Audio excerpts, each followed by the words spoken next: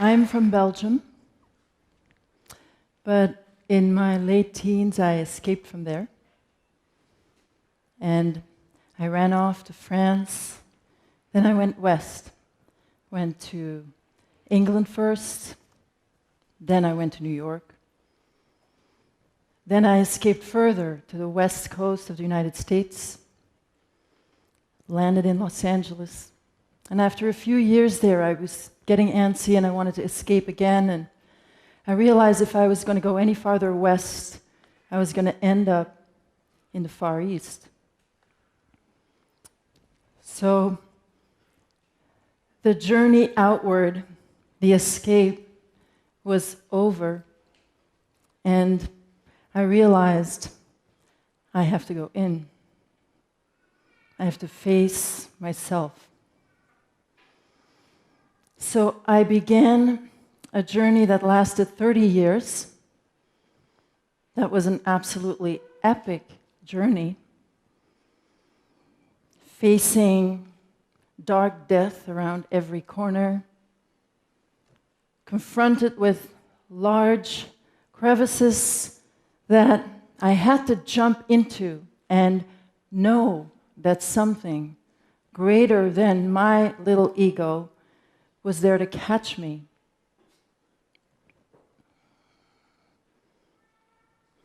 At times, I felt the pain of all the world. But after 30 years, I came out victorious. I was able to just be me.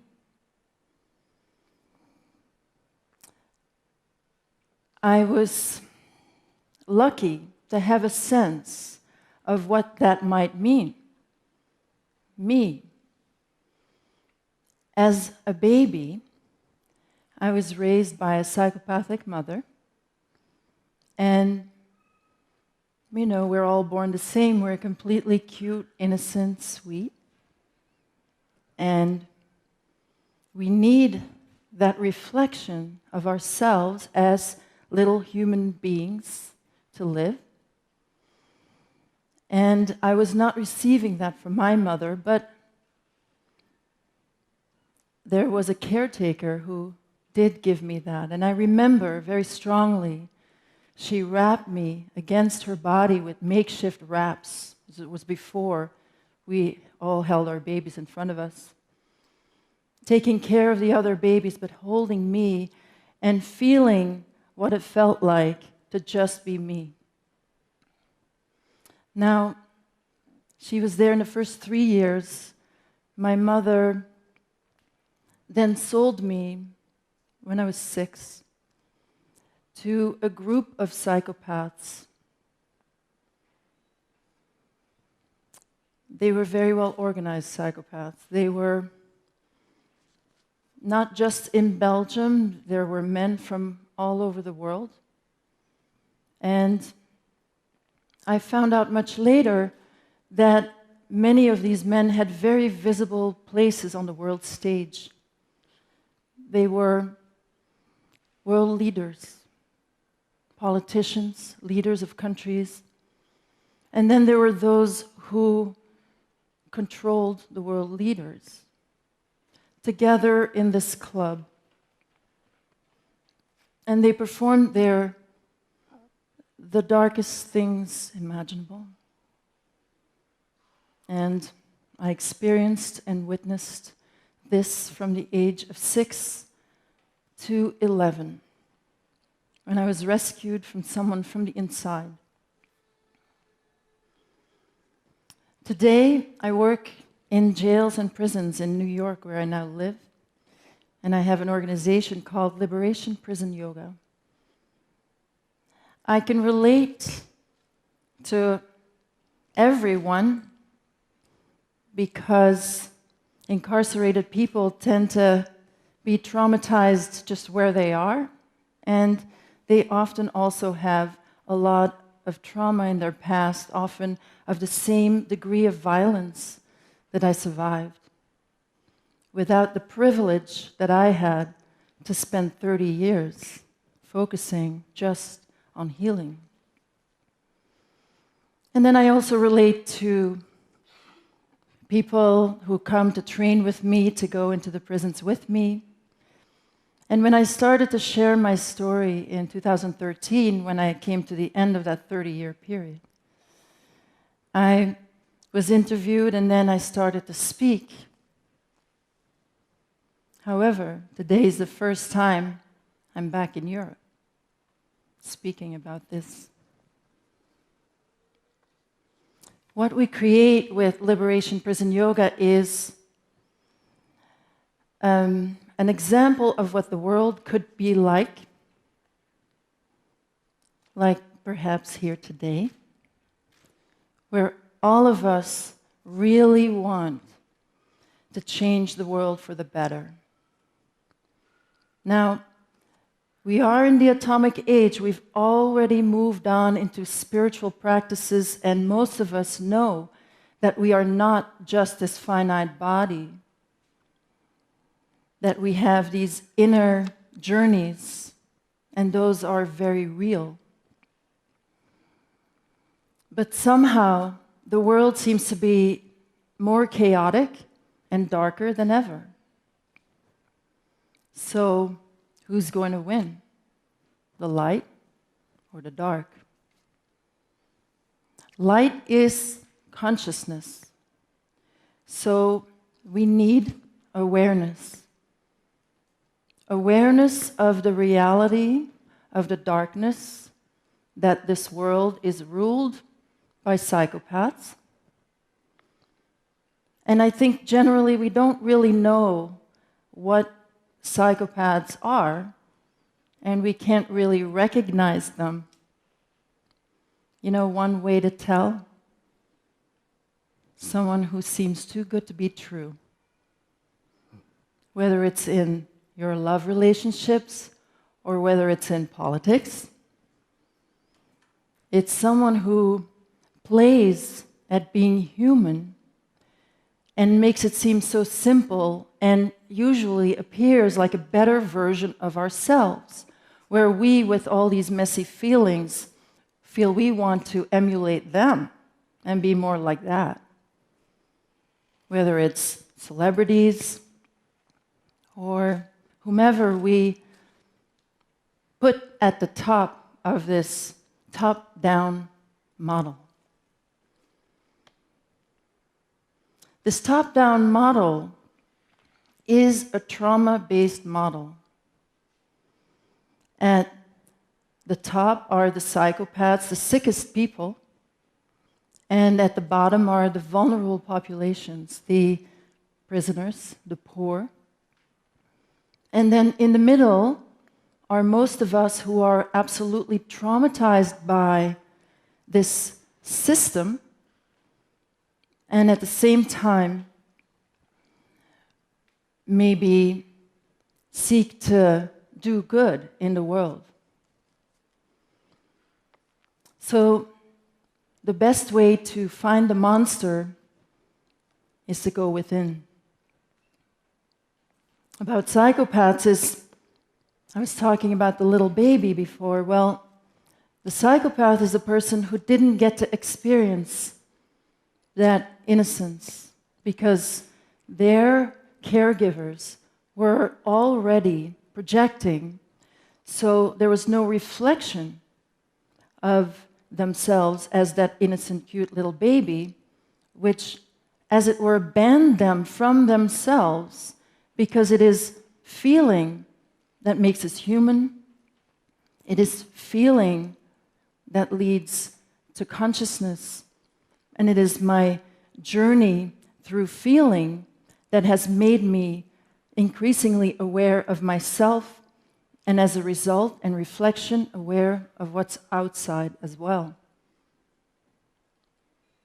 And I don't think any of us truly escape, because the model in which we live itself makes it really impossible for parents to be unconditionally present for their children. And the younger the child, the more everything is life and death.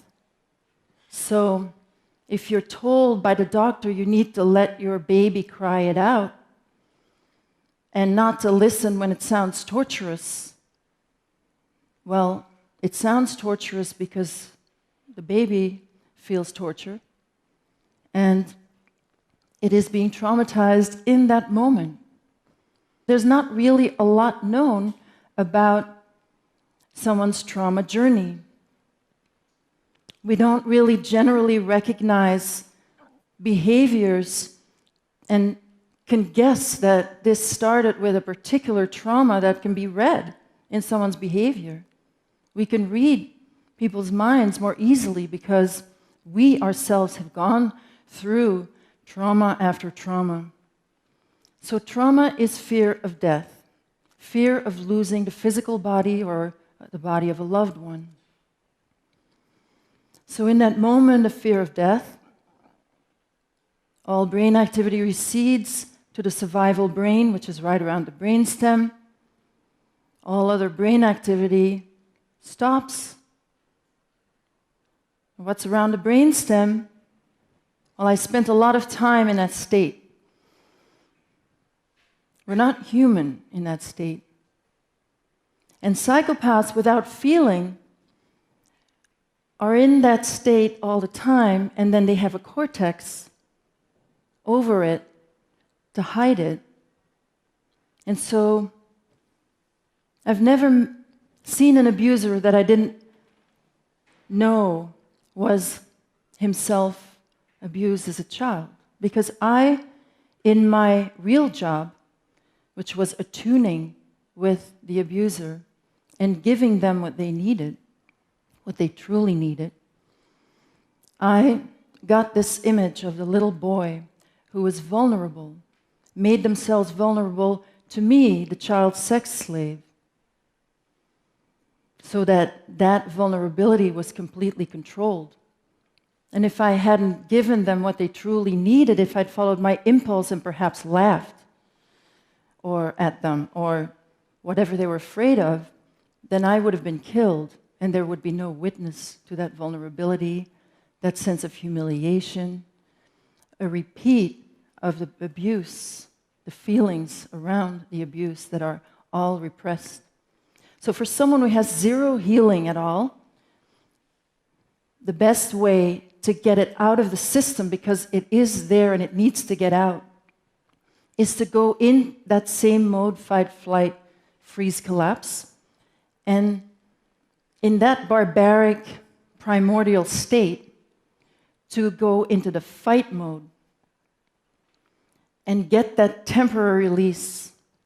If we're in trauma and we can fight, we can kill the predator, or we can run, then all we have to do is take a few breaths and the trauma would be out of our body-mind system. But as a child, we go into freeze and everything is frozen. Now these men, some the most evil in the world, I'm pretty sure, were like parents to me. And there were some who gave me some reflections that I needed for my own emotional development. And so I loved them.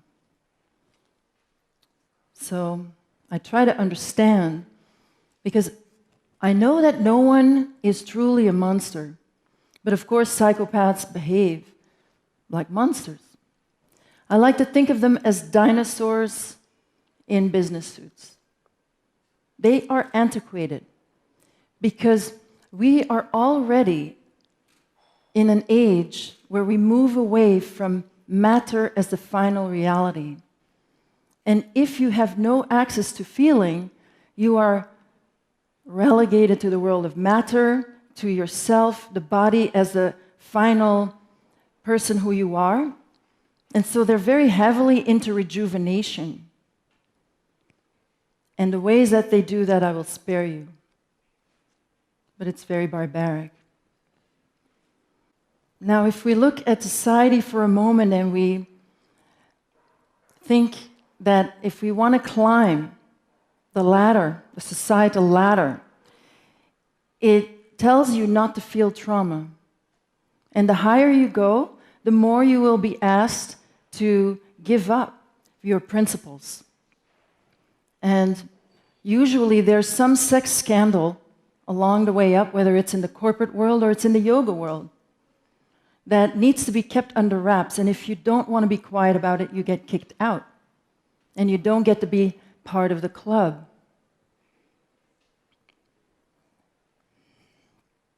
And at the very top, of course, are the people who are the most sick with trauma. So when a psychopath kills a baby, they are reliving that trauma story of when they were a little baby and they felt deadened. So they don't know it, but they're repeating their trauma story. The great thing about the journey inward, now, it was completely invisible. I had a few safe people. But the great thing about it is that we don't have to travel to do it. You can do it right here and now. It's difficult to hear about the reality of the darkness of the world because it requires for us to go through some feelings, perhaps, that are traumatic. The shock and disbelief, the anger, the landing of the reality and the pain that comes with that, and perhaps the grief, the disgust. It's not easy. But I've been amazed at how receptive audiences are. And I can tell you that it's been a challenge to stand here back in Europe today and feel heard and allowing myself to feel the healing.